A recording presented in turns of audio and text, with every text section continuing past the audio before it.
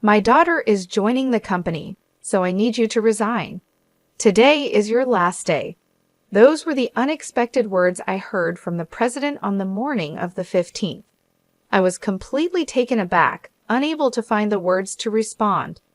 The 15th was the day we usually paid our suppliers, and while some payments were done through bank transfers for our long-term suppliers, I'd also made direct payments and personally visited some of them as a courtesy. "You look like you can leave right away. I'll give you the day off, just for you, so you should leave quickly," the president added. He practically pushed me out of the office, and the door closed with a sharp snap right in front of me. I stood there in shock, not knowing where to begin or how to argue my case. My name is Julie. I joined this family-owned paving company straight out of high school and have worked here as a clerical worker for 11 years until just now. The company had around 35 employees, and when the current chairman was still the president, the workplace atmosphere was wonderful. It was a comfortable place to work.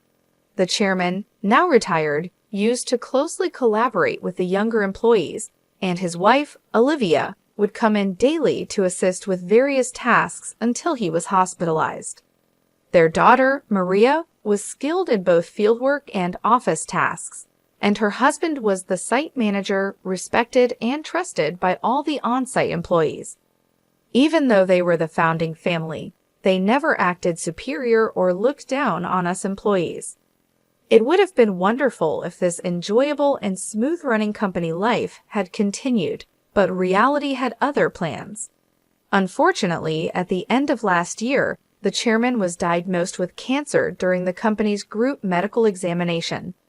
Due to his health condition, he decided to retire as president and appointed Maria's husband, the site manager, as the next president. Both the employees and I fully supported this decision. We all agreed that the chairman should focus on his treatment, and we wished him a long and healthy life. However, things took an unexpected turn when the chairman's eldest son, Adam, suddenly showed up with his family. I had no idea where he had heard the news, but it turns out the chairman had another child besides Maria. This other child was Adam, who had been disowned about 27 years ago, and I had never known anything about it. According to the senior employees, Adam had been quite a troublemaker in his youth. He frequently got into trouble with the police, and every time something happened, the chairman and his wife, Olivia, would have to go and apologize for his behavior. After dropping out of high school, Adam got involved in multi-level marketing schemes and fraudulent activities, which eventually led the chairman to make the difficult decision to disown him. Despite being estranged from the family for a long time, Adam suddenly reappeared one day, pleading with his father, "Dad, I've realized my mistakes. Please forgive me." I was stunned to witness this unfold in our small company, where the president's office and the clerical room were essentially the same space. Adam expressed a strong desire to reconcile with his father and to work in the company, but given his troubled past, it was hard for anyone to believe in his sincerity. The chairman, deeply moved by Adam's plea, apologized to everyone in the company and asked, "I know about Adam's past, but I ask you to give him another chance." Maria and the senior employees, who were well aware of Adam's history of trouble, couldn't fully embrace the idea, but they also couldn't turn down the chairman's heartfelt request. So Adam and his family moved into the annex of the chairman's house. Adam became an employee of the company, and his wife took on household duties. I only saw their daughter once when she visited the company. She seemed to be a college student. The chairman truly believed that Adam had changed for the better after facing many hardships in life. Olivia was overjoyed to have her son back and often talked about how they would rebuild the company together as a family. However, problems soon began to surface. Adam insisted, "I'm the eldest son, so I should be the next president," which created tension between him, Maria, and the site manager. Although Adam tried to appear hardworking in front of the chairman, the truth was that he did very little. He frequently made demeaning remarks like, "Physical labor is for the workers," and "You're all just worker ants. Work silently." Naturally, his attitude made him very unpopular among the employees. Some of the younger workers even went directly to the chairman, saying, "I can't work under these conditions." Despite this, both the chairman and Olivia pleaded with everyone, saying, "We will talk to Adam about this. Please try to see the bigger picture." Unfortunately, due to stress or other reasons, the chairman's cancer suddenly worsened, and he was hospitalized 5 months ago. During this time, Adam made a bold declaration. "I am the president," Adam declared, despite many employees advising the chairman and Olivia to stick with their original plan of appointing the site manager as president. However, in the end, they chose Adam, their biological son, over their daughter's husband. This decision stirred up quite a bit of grumbling among the employees, who felt the chairman and Olivia were either blinded by parental love or losing their sharp judgment as they aged. The once harmonious atmosphere of the company became tense and uncomfortable. Tensions were high, and it was clear that the decision had caused a rift. Maria and the site manager, her husband, began working behind the scenes to keep the company running smoothly. This left me handling all the administrative tasks alone, a job that was once shared among Olivia, Maria, and me. Now, I often found myself working overtime, sometimes leaving so late that the date had already changed by the time I got home. Meanwhile, Adam seemed to have no interest in the responsibilities of running the company. He treated administrative duties as if they were effortless, spending his days at hostess bars, betting on horses, or gambling. My relationship with Adam, the new president, took a serious downturn over an issue with expenses. Adam had been using the company's credit card for personal dining and entertainment. And while I had overlooked it to some extent, this time the expense crossed a line. With apprehension, I handed the receipt back to him. "I can't approve this expense," I told him. "What? Why not?" he demanded. "This is for your wife's corrective underwear. It's not related to business, so it can't be expensed," I explained, trying to remain calm. Adam's face flushed with anger. "Don't challenge me. She's the president's wife. It's natural for her to dress well. This is a valid expense," he insisted. "No, that's not how it works. Your wife's underwear can't be considered a business expense," I stammered, struggling to comprehend how the president could justify a $7,000 expense for his wife's corrective underwear. His next suggestion left me even more bewildered. "Then let's turn selling corrective underwear into our new business venture. We'll categorize it as inventory, so it counts as an expense," Adam said, seeming pleased with his idea. I was at a loss for words. "We're a paving company," I managed to say, trying to make him see reason. "So what? We can threaten clients that if they don't buy from us, we'll cancel their contracts. Everyone will buy It's easy money. $31,000 for $7,000 worth of product." Adam chuckled loudly, but I felt horrified.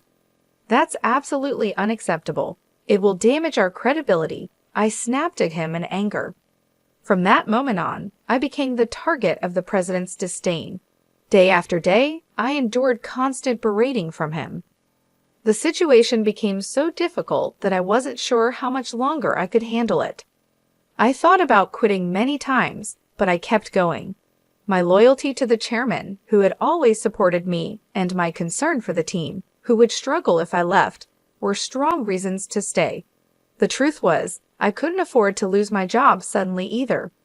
So I decided to tough it out until the right moment came for me to move on. But then, out of nowhere, I was fired. If I quit abruptly now, it will cause problems for our clients, I thought to myself. Taking a deep breath, I gathered all my courage and confronted the president. "I can't do this. I can't just leave without proper notice and a handover. Even your daughter wouldn't be able to handle the workload right away. Besides, today is the day we need to handle payments," I said in one breath, fully expecting the president to explode in anger. As expected, the president's face turned red with rage. "Shut up. I told you to resign because my daughter is joining the company. Today is your last day. After the payment, let them wait until they come to collect it. There's no need to pay them up front," he barked. "Excuse me, Isn't it normal to pay for something once you buy it? I was shocked and tried to explain it to him calmly, as if I were talking to a child. But the president responded with something so unreasonable that I couldn't believe he was serious. If that's the case, just threaten to switch suppliers. Tell them we won't make the payment this time, so they should give it to us for free. What? That's not something we can do, is it? I was so stunned that I couldn't find the right words to respond. You're completely useless. My daughter has a college degree. She can handle office work easily. As family, she won't question my expenses like you do. You're all talk and no action. We don't need someone like you in our company. Leave now, the president sneered. It was clear that he intended for his daughter to take over the accounting, so he could justify personal expenses as business expenses. Oh, is that so? Just remember, I won't regret this, I replied. I realized that words were useless at this point, and my patience had worn thin. I quickly gathered my belongings and left the company. Feeling sorry for our clients, I called Maria. Even though I knew Olivia and Maria were busy taking care of the chairman, this was urgent. I explained everything to her and trusted Maria to handle the situation. Once I left the company, I suddenly found myself with nothing to do. Being fired without notice clearly violated labor standards laws. I decided to report this situation to the Labor Standards Office. I knew the company could get into serious trouble because we were part of the Middle Company Payment System. This system supports small and medium-sized businesses that can't always afford to pay severance on their own. By using this system, I could claim my severance pay and 1 month's salary. There wasn't a rush, though, because I had up to 6 years from my retirement date to apply, and the Labor Standards Office had a 4-year statute of limitations. With my usual professional habits, I started planning out the steps I needed to take and the timeline for my retirement. I decided that I could take it easy for at least a week. Lately, I had been working overtime and weekends without a break, leaving no time for myself. There were many places I wanted to visit once I had some time to relax, so I chose to go on a day trip to the beach for a refreshing break. After enjoying a peaceful day at the beach, I checked my phone, which I had left in a locker. I found several missed calls, emails, and voicemails waiting for me. One email from Maria caught my attention. It said, "The payment process went smoothly. Everything is in order." I felt a sense of relief, despite how abruptly the president had dismissed me. Still, I couldn't shake the guilt I felt for leaving my job in anger. Next, I listened to the voicemail from the company. It was the president's panicked voice saying, "Hey, what's going on? They're saying I'm not the real president. Did you know about this? Explain yourself." I couldn't help but chuckle at his sudden realization. After that, I continued to check my emails and voicemails, and among them was a message from the chairman, asking me to come to the hospital. That evening, I promptly headed to the hospital.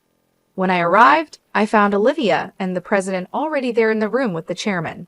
As soon as the chairman saw me, he greeted me from his bed, saying, "Julie, I'm truly sorry for my foolish son." Before I could respond, Adam, the president, arrogantly shouted, "Hey, what's going on? I'm not the official president. Explain yourself." The chairman quickly silenced him with a stern command, "Quiet down." It turned out that right after I had called Maria, she immediately informed the chairman and Olivia about everything that had happened. Upon receiving the news, the chairman had contacted Adam, who had been acting as president, and asked him directly, "Do you really not know anything? So what's the truth?" I calmly explained to Adam, the president, who was still shouting in confusion, "Adam, you didn't have any legal authority. Your role as president was just a title." It might seem confusing, but in business terms, being the president is a position within the company that doesn't hold legal standing like a representative director does. The representative director is the person who is legally responsible for the company's actions externally. It's a more formal role that requires specific legal procedures to change. I continued, while the title of president can be changed informally within the company, changing the representative director involves complex legal processes. That's why your position didn't carry the legal weight you thought it did. 5 months ago, when Adam was appointed as president, there was strong opposition from Maria, the site manager, and some veteran employees. That's when I proposed a strategy. Adam would be a figurehead president, while the chairman remained the legally responsible representative director. As someone familiar with company procedures and laws, I knew how complicated these things could get. Under my plan, if Adam showed genuine dedication and won over the employees, we would then start the legal process to formalize his presidency. However, if Adam failed to prove himself fit for the role, our backup plan was to either remove him or even consider closing the company, while Maria and the site manager prepared to start a new venture.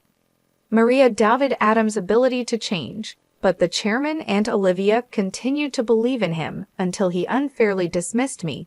That seemed to wake them up to his shortcomings. If you want to be a leader, you need to learn to take care of your employees. I've told you this many times, the chairman emphasized.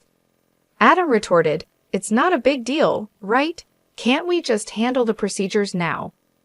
"No, it's not possible," the chairman explained. "Our company offers stocks to employees who want them, and many of them own shares. Julie owns 20%, making her a major shareholder. We can't ignore her views, and other shareholders won't support you either." As the reality of the situation started to sink in, Adam's face paled. "What? I don't have any shares." "None?" he stammered. "I plan to pass on my shares to you once you proved yourself as president. But I'm deeply disappointed in you. Were you only interested in my wealth, thinking I didn't have much time left?" the chairman said, slumping in despair. Olivia remained silent, visibly upset. Defiantly, Adam responded, "Well, I'm the eldest son. What's wrong with taking what's rightfully mine? The company belongs to me." "I can't forgive you anymore," I said firmly.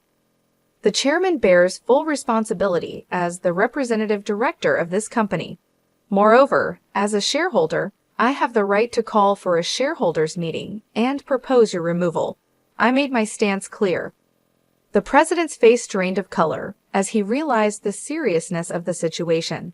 "You mean I could be fired?" he stammered. "Adam, you were just a clerk," I replied. "Julie is right. At this point, no one will support you," Olivia interjected, her voice full of concern. She then turned to me, "Julie, I owe you a sincere apology. I regret the trouble caused because of my love for my son. Please tell me what you'd like to do." I confronted the president directly. "Mr. President, I no longer wish to work under your leadership, so I am resigning immediately. However, I expect to receive my severance pay along with 1 month's salary, including unpaid overtime and holiday pay. As a shareholder, I will also take action through the Labor Standards Office to remove anyone who is harmful to the company." As I spoke calmly, I noticed the president's complexion shift from pale to completely white. I continued, informing them that Maria had been actively visiting clients and successfully promoting our new company. Many clients had already decided to switch from our current company to the new one, and most of our employees were planning to follow suit. "That's impossible. I'll sue you," the president threatened, his voice cracking with desperation. But before he could say anything more, the chairman intervened firmly, cutting him off. "I am the representative director. You have no such authority," the chairman declared firmly. The president collapsed to his knees, and I felt a mix of emotions: regret, disappointment, and a strange sense of closure. "Mr. President, it's unfortunate that things had to end this way. If you had changed your approach when you returned, things might have turned out differently. There were plenty of opportunities for understanding if you had made an effort to learn and adapt," I said, trying to convey the missed chances. Ultimately, it was the president who squandered those opportunities, a classic case of reaping what you sow. In the aftermath, the chairman made the difficult decision to shut down the company, leaving Adam unemployed. The president's wife tried to sell the corrective underwear, but her efforts didn't succeed.